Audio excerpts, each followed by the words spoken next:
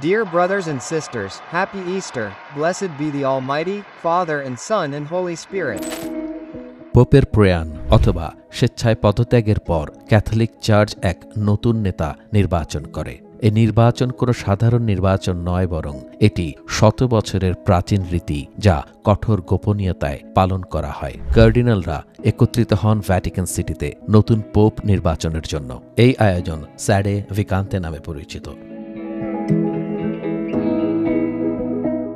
Cardinal হলেন Catholic চার্চের উচ্চপদস্থ যাজক। পোপ কর্তৃক নিযুক্ত এই কার্ডিনালরা পোপের উপদেষ্টা এবং পোপের মৃত্যুর পর নতুন পোপ নির্বাচনে ভোট দেওয়ার অধিকার তারাই রাখেন।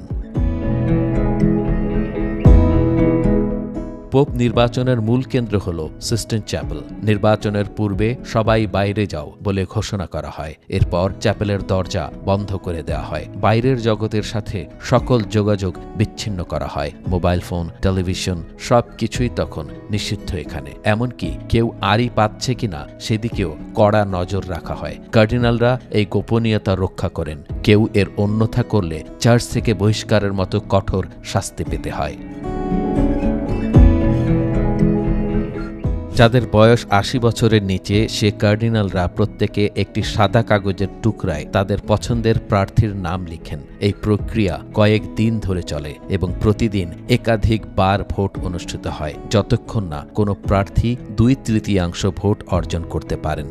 ভোট গণনার শেষে ব্যালট পেপারগুলো একটি বিশেষ চুল্লিতে পোড়ানো হয়। কালো ধোঁয়া মানে কোনো পোপ নির্বাচিত হননি। এই ধোঁয়া তৈরি করতে ব্যালট পেপারের সাথে ভেজা খড় মেশানো হয়। আর সাদা ধোঁয়া মানে যার জন্য অধীর আগ্রহে অপেক্ষা করে থাকে সারা বিশ্ব।